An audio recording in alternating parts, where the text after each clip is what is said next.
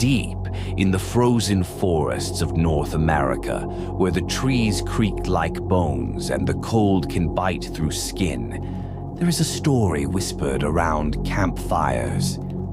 The story of a creature that was once a man, but gave in to hunger so dark, so unholy, that it transformed him forever. They call it the Wendigo.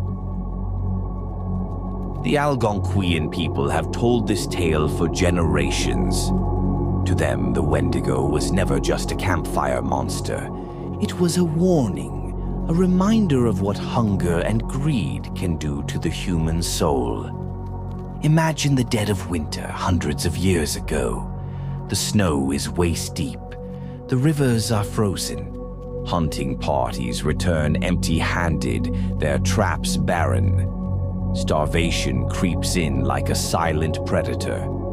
It was in these moments of desperation that the Wendigo was said to appear.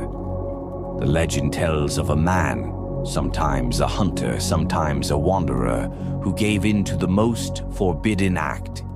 He looked at his family, at his neighbors, and instead of seeing people, he saw food. The first bite of human flesh was not the end of his hunger. It was the beginning.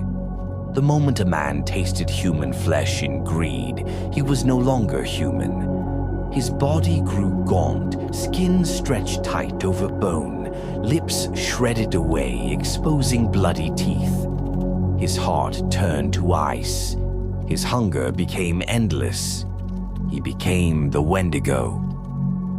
A skeletal giant with glowing eyes, forever stalking the forests, forever searching for his next victim. And here's the terrifying part.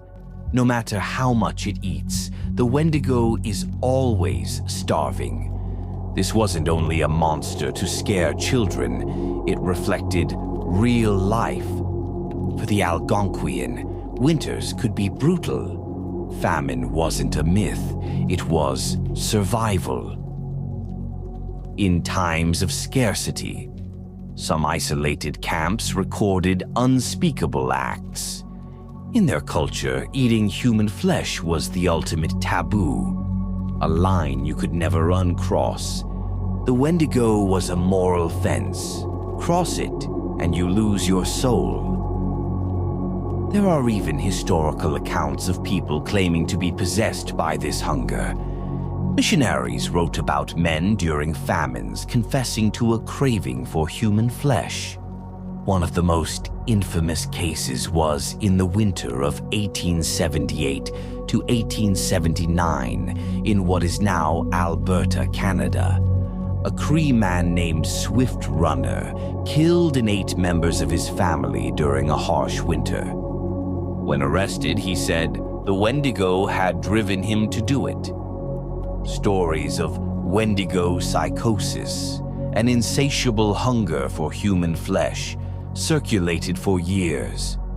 Even now, in the forests of the north, some swear they've heard it. A shriek carried on the wind, a gaunt figure between the trees, eyes glowing in the dark. Always hungry, always watching. So what was the lesson? The Wendigo wasn't just a monster. It was a warning. Never let greed consume you. Never let desperation turn you into something less than human. Hunger ends. But betraying your own people, that's a stain that lasts forever. Better to die with honor than to live as a monster. Legends endure for a reason. When someone vanishes in the snow, when a hunter goes missing, when a hiker swears a tall, skeletal shape moved between the trees, people whisper the same thing. The Wendigo is still hungry. Thank you for listening to Midnight Morals. In this story, we learned that the Wendigo is more than a monster of the frozen woods. It is the shadow that rises when hunger turns to greed, when desire devours restraint.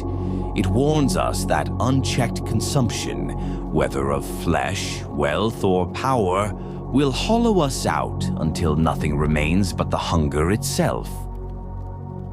If you want more than entertainment, if you want stories that warn as much as they haunt, subscribe. The Wendigo leaves us with this midnight moral, but others wait, hungry for their turn. Next time, we'll dive into another tale that might keep you awake at night.